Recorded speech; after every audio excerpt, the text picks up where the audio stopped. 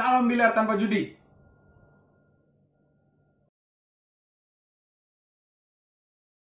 Halo, assalamualaikum. Ketemu lagi di channel saya. Kita lanjut materi pembahasan selanjutnya.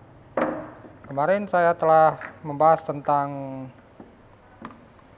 sampai 4 bola setengah meja.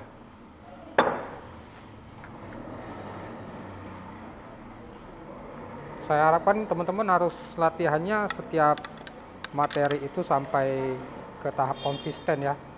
Jadi kalau kita belum konsisten, jangan dilanjutkan ke materi-materi selanjutnya. Konsekuensinya latihan biliar itu harus bertahap dan sabar. Sebelum lanjut, saya coba mengingatkan kembali di materi sebelumnya saya membahas tentang setengah meja 4 bola. Jadi setelah teman-teman benar-benar menguasai materi tersebut,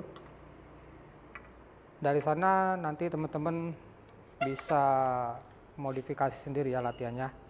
Tempatkan 4 bola di mana saja, tentukan pocketnya, kemudian kita memikirkan bola yang dari belakang. Bagusnya ditandai di setiap titik bolanya. Nih. Atau teman-teman bisa memakai stiker ini saya cari di Tokopedia nih. Namanya stiker Tom. Ini murah kok. Ini lumayan untuk menandai bola untuk kita latihan. Jadi posisinya bisa kita ulang dengan posisi yang sama. Nih. Ini sangat penting ya. Jadi teman-teman dimodifikasi sendiri aja latihannya dari 4 bola. Kalau udah konsisten naik ke 5 bola. Jangan lupa selalu ingatkan mikirnya dari belakang. Kalau teman-teman sering melihat pertandingan, biasanya pemain juga membidiknya dari belakang. Nah, setelah kita konsisten latihan 4 bola setengah meja, sekarang kita memasuki latihan meja penuh. Dimulai dari 2 bola dulu ya. Jadi seiring kemajuan kita akan menambah bola pada pola latihan berikutnya. Dengan catatan kita harus benar-benar konsisten setiap materi yang kita latih.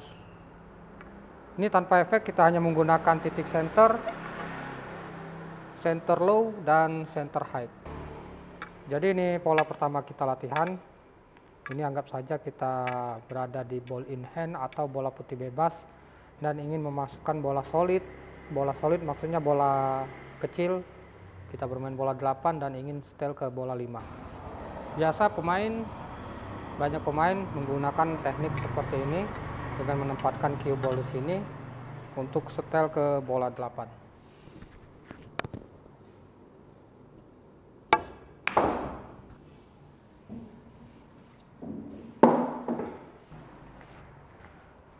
Tembakan seperti tadi sebenarnya bukan tembakan yang keliru, tapi jika kita menembak bola 5 dengan posisi ketebalan, dia akan lari ke sini.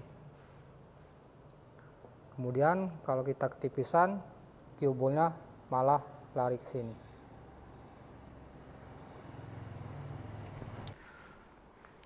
Karena kita berada di posisi ball in hand atau bola putih bebas, cobalah dengan posisi meletakkan cue ball sedikit lebih dekat dengan bola 5. Kemudian tembak sekitar hanya 10%-nya dari titik cue ball. Jadi yang kita tembak hanya di bagian ini.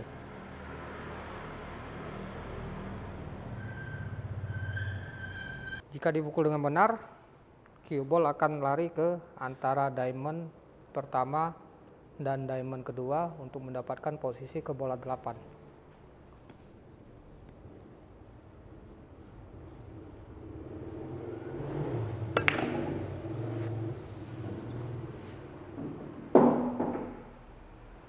Lebih simpel ya dibandingkan kita dengan menempatkan cue ball di sini tadi. Jadi berapa banyak dari titik objek ball yang harus kita tembak, kita harus benar-benar mengembangkan feeling. Karena kalau menembak bola 5 dengan ketipisan, ini akan membuat cue ball larinya ke sini. Tapi kalau kita menembaknya dengan posisi ketebalan, cue ball akan lari ke sini.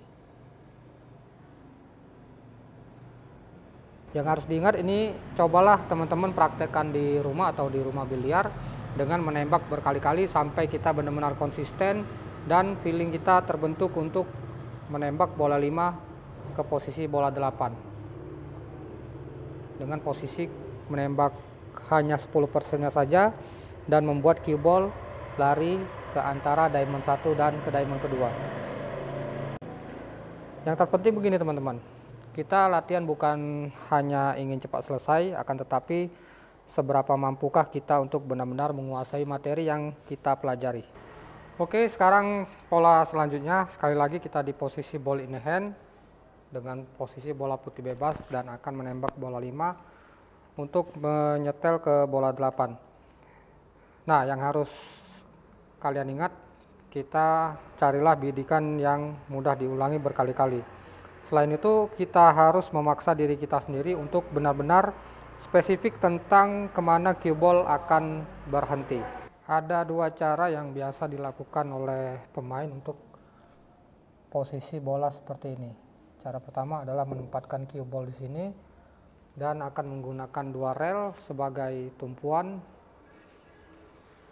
untuk memaksa bola putih berakhir di posisi ke bola 8. Nah, jika kita mempraktekkan tembakan ini, tentukanlah target tujuan kita, pilihlah rel antara diamond pertama dan kedua untuk dijadikan tujuan cue ball. Jadi kita harus tembak posisi seperti ini dan membuat cue ball mengenai rel antara diamond 1 dan 2. Kita akan latih terus sampai benar-benar konsisten. Nah, kita juga harus spesifik dalam setiap menembak bola. Jadi titik mana yang akan kita pukul sampai kita benar-benar konsisten cue ball-nya berhenti di antara rel antara diamond 1 dan kedua.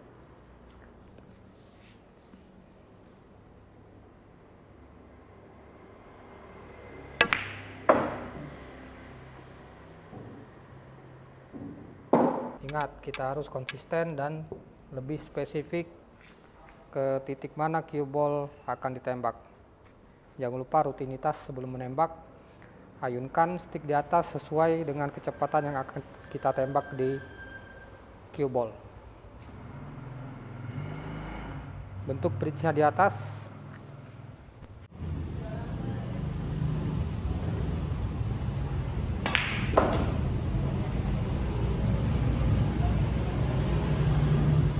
Nah, jadi mengapa kita harus sangat spesifik dengan titik mana yang akan kita pukul? Karena alasannya jalan cue ball tidak akan selalu benar.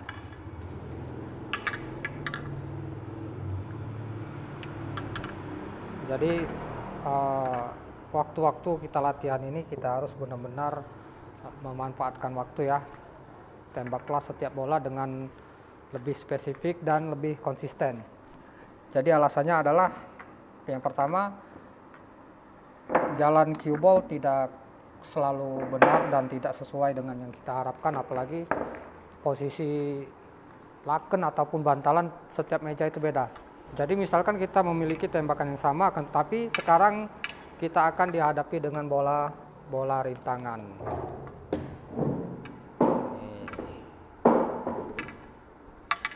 Jadi kalau kita tidak spesifik dengan tembakan kita, jalan bolanya bisa berubah, yang malah nanti cue ball akan mengenai salah satu bola rintangan ini.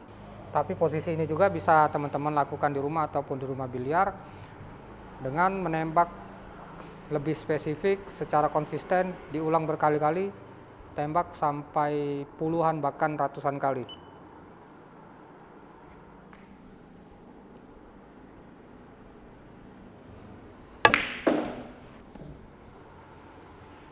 Sekarang akan saya tunjukkan tembakan yang sedikit lebih baik dibandingkan kita menembak dengan posisi seperti tadi. dengan posisi bola 5-nya sama.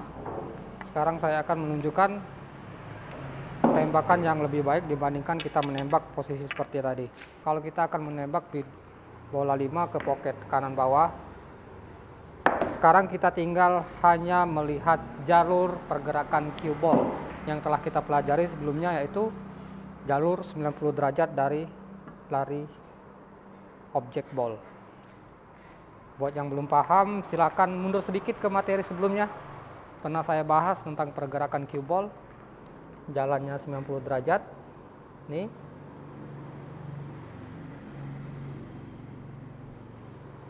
Nih ya. Kalau kita sudah menemukan jalur pergerakan cue ball dengan posisi setelah menembak bola 5, ini ada kemungkinan bola putihnya masuk ke lubang atau istilahnya catch. Jadi yang kita bidik adalah posisi rel sebelum lubang. Kalau udah tahu titik referensinya dari garis 90 derajat, kalau 90 derajatnya ini cue ball ada kemungkinan masuk ke pocket. Sekarang kita akan mencari tembakan agar cue ball berjalan ke rel sebelum lubang, yang artinya kita akan menembak ke titik follow dari cue ball. Tempatkanlah cue ball agak dekat dengan objek ball. Sekarang kita akan tembak titik follow pada cue ball.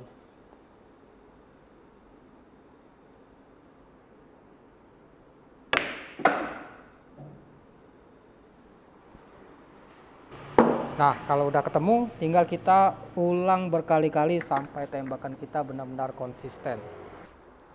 Sekarang saya akan contohkan gimana kalau ada bola penghalang di antara arah cue ball yang kita tuju tadi. Tekniknya sama ya. Jadi kalau kita udah menemukan jalur pergerakan cue ball, kalau teman-teman belum paham, gunakanlah kertas, dan jalur bawah pada cue ball ini adalah referensi dari pergerakan cue ball 90 derajat, dan ini satu arah garis masuk dengan objek ball. Jadi kalau kita mendapati posisi bola seperti ini dan kebetulan ada bola rintangan, kalau jalur pergerakan cue ballnya ke sini,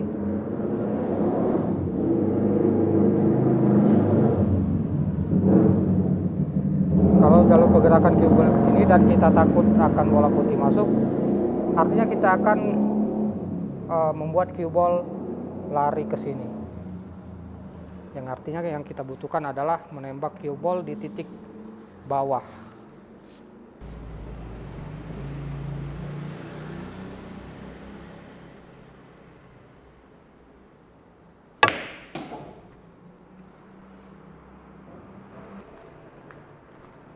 Ada latihan bagus untuk teman-teman menembak dengan posisi tadi. Nanti tinggal diulang berkali-kali ya. Nggak cukup kalau kita latihan sekali langsung melompat ke materi lain. Saya harapkan teman-teman menembak sampai ratusan kali setiap bola, apalagi posisi bolanya satu-satu seperti ini. Nih, ini bisa teman-teman nanti praktekkan di rumah. Pertama, tempatkan bola 5 seperti tadi.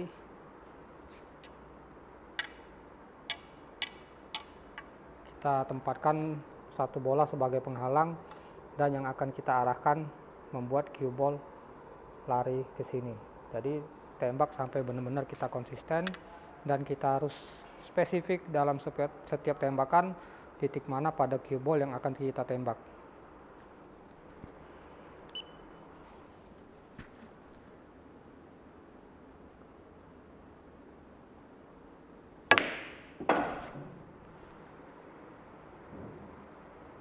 Ya, tembak terus berulang-ulang sampai benar-benar konsisten.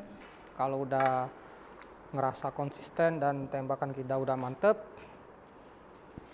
kemudian tempatkan cue ball dan objek ball dengan posisi tadi, dan pindahkan bola rintangan bergeser kira-kira setengah diamond, dan yang akan kita tujuh dari cue ball adalah rel yang ini. Yang artinya kalau kita udah dapat dengan titik bidik di sini, kita tinggal menggeser tipnya ke atas untuk menghasilkan cue ball larinya ke rel ke sini.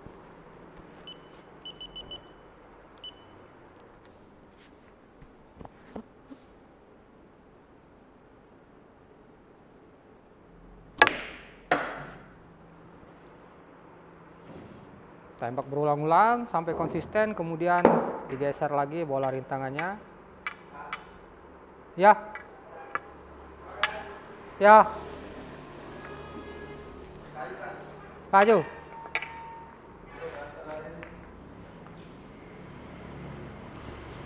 Mantap, Habib. Balik, supir aja dimasuk. Oke, cukup sekian. Selalu saya ingatkan, latihan yang rutin dan diulangi berkali-kali, karena biliar ini adalah masalah daya ingat. Jadi kalau kita latihan belum selesai udah melompat, yang ada malah membuat tembakan kita tidak konsisten dan kita hanya selalu mengandalkan feeling tanpa harus mengandalkan dari teori yang sudah kita pelajari. Yang penting jangan bandel. Oke, cukup sekian. Salam biliar tanpa judi.